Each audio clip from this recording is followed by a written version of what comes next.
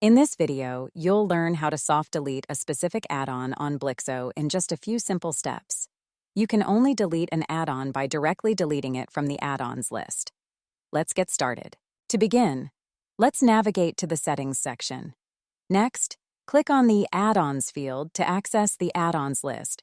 Click on the trash icon of any add-on that you want to delete. A confirmation box will appear afterward. To cancel the deletion process, click the Cancel button or simply close the box. To confirm deletion, click the OK button. Let's check it out. That add-on has been deleted. Voila! You have successfully deleted a specific add-on in just a few easy steps.